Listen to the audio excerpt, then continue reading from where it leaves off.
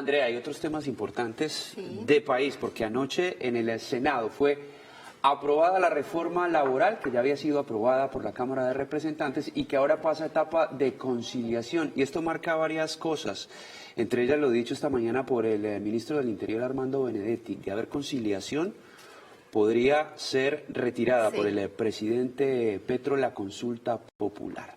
Por eso tenemos como invitado a esta hora a un representante a la Cámara por el Centro Democrático, por el Departamento de Antioquia, Juan Espinal, quien está conectado a través de aplicativo con nosotros. Representante, muy buenos días, bienvenido. Hablemos temprano de Noticias Telemedellín. Bueno, un saludo muy especial para ustedes, para la mesa de trabajo, para todos los medellinenses y muchas gracias por la invitación. Representante, la primera pregunta es obligada. Tienen ustedes 2 días, ¿no? Porque la legislatura termina mañana. ¿Va a haber conciliación? ¿Cómo lo ve usted? Bueno, lo primero es que el día de anoche se aprobó en el Senado de la República la reforma laboral, pero a la vez, minutos adelante, se hunde la consulta popular del presidente Gustavo Petro. Incluso había una especie de presión del gobierno nacional para que el Senado de la República no sometiera a votación la consulta popular del presidente Petro, haciendo como una especie de condicionamiento. La decisión de la mesa directiva del doctor Efraín Cepeda, de la senadora Paola Holguín y de la doctora Lorena fue poner a consideración la consulta popular que se hundió anoche por segunda vez en el Senado de la República, es decir, alejaron cualquier posibilidad de que no se votara y que en cualquier momento el presidente Petro la retirara, porque eso era como una especie de chantaje que tenía el presidente Petro frente al Congreso de la República. Ahora bien, nosotros tenemos mañana y el viernes, que se termina la legislatura, para debatir y aprobar o rechazar la conciliación de la laboral. Hay que recordar que aquí hay unos puntos que nos preocupan a nosotros, sin duda la eliminación del contrato sindical, que es una herramienta jurídica muy importante para el fortalecimiento de los sindicatos de la mano de los empresarios.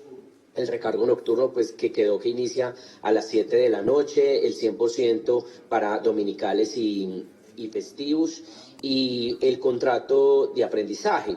Mire, seguramente muchos empresarios o pequeños empresarios van a monetizar, ellos van a tomar una decisión mejor de pagar unos impuestos adicionales y no contratar aprendices del SENA en sus empresas. Yo creo que faltó realmente sensatez en el debate, pero falta un trámite que es la conciliación. No sabemos quiénes van a ser los conciliadores. Recuerde que Senado y Cámara tienen que poner sobre la mesa conciliadores, 2, 3 conciliadores. Estamos hablando de 6 personas o 4 de las 2 cámaras que se ponen de acuerdo en el articulado que va obviamente nuevamente a las plenarias de las 2 cámaras.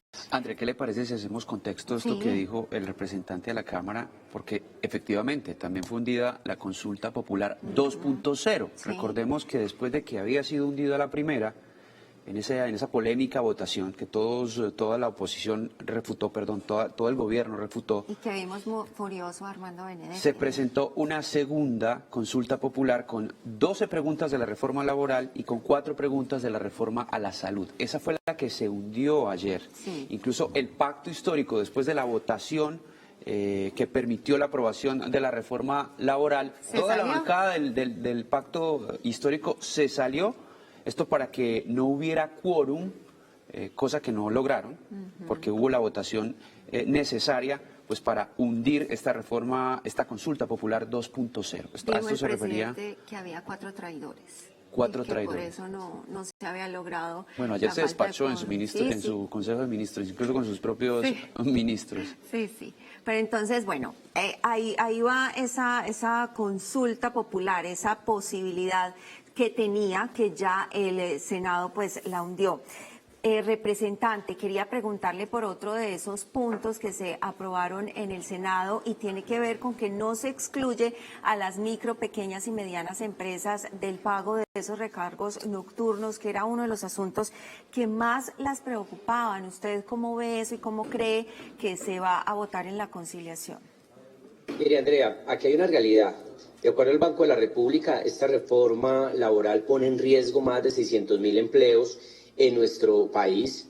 Se trataba de llegar a un punto de conciliación para que ese artículo fuera diferencial y no se tocaran a las pequeñas y medianas empresas. Hay que recordarle a todos los colombianos, nuestro país el 95% de las empresas son pequeñas y medianas empresas, solamente el 0.5% son grandes empresas que sin duda tienen un capital y un patrimonio muy importante para lograr asumir esta nueva responsabilidad económica que tienen con sus empleados.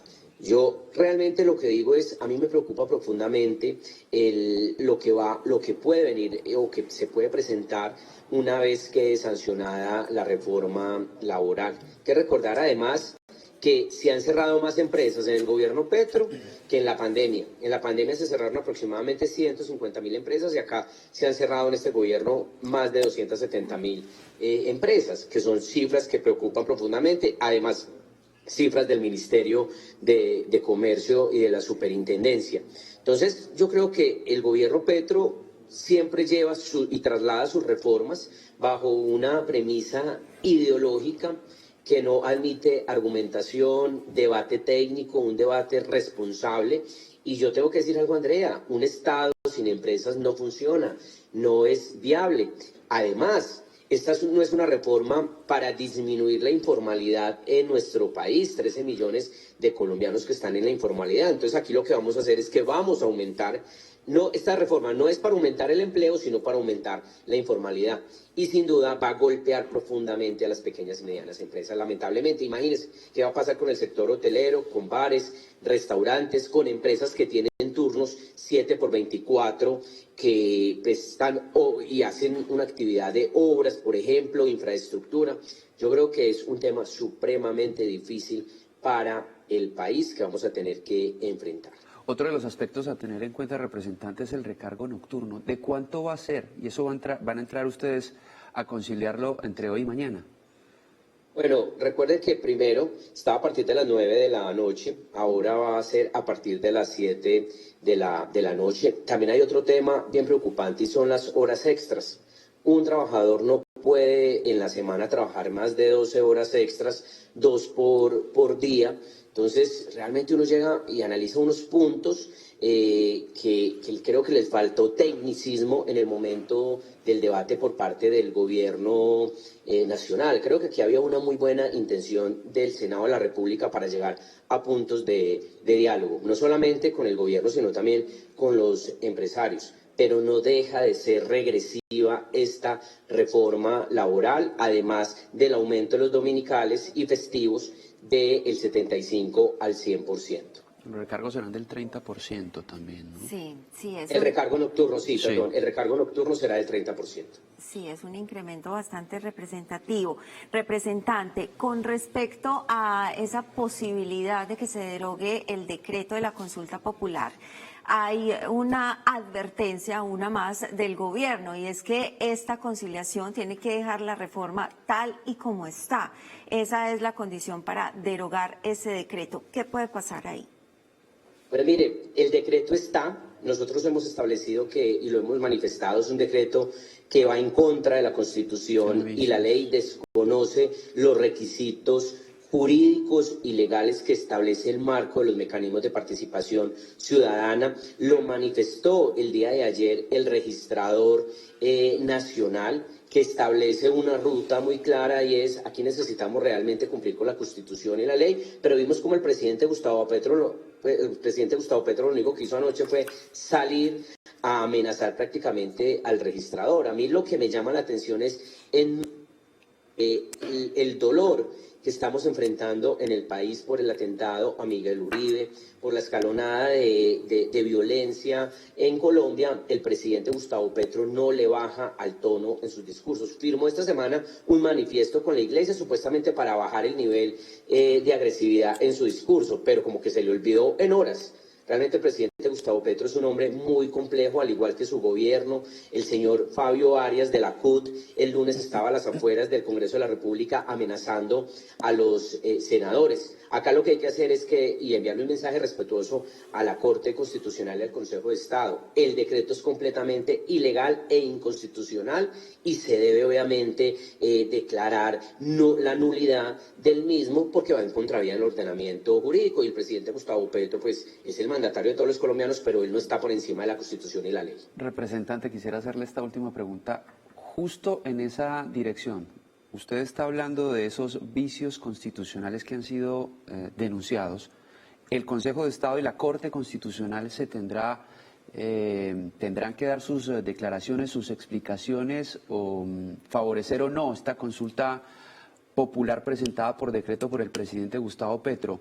¿Usted cree que se está adelantando un poco? Es decir, el presidente se está adelantando a lo que las altas cortes puedan decir y puedan negar con esa consulta popular por esos vicios constitucionales, y por eso esta mañana su ministro del Interior sale a decir que si hay conciliación entonces retiran la consulta, cuando ha sido en estos últimos 2 meses un caballito de batalla del gobierno Petro.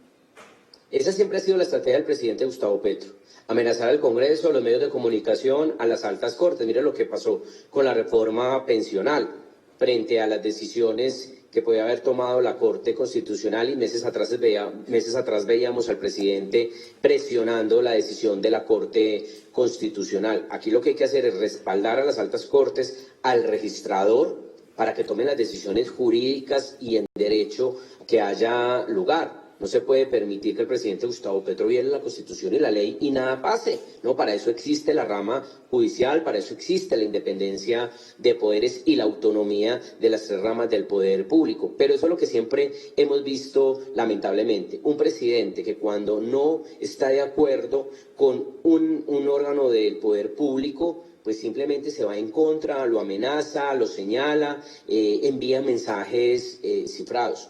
Yo creo que la Corte Constitucional y el Consejo de Estado se van a pronunciar en contra del decretazo, estableciendo realmente una nulidad por violación al ordenamiento jurídico. Representante de la Cámara por Antioquia, Juan Espinal, como siempre un gusto haberlo tenido en Hablemos Temprano, Noticias Telemedellín. Muchísimas gracias por su tiempo, por todas sus explicaciones, y seguramente lo estaremos consultando porque lo que se viene tiene como protagonista la Cámara de Representantes. Muchas gracias. No, a ustedes muchísimas gracias, y creo que falta algo bien importante, y es lo que va a pasar con la reforma pensional, que tendrá que ser discutida nuevamente en la plenaria de la Cámara. Entonces esperemos a ver cómo va avanzando realmente esta dirección y esta decisión que ha tomado la Corte Constitucional frente a la reforma pensional, que también nos preocupa profundamente.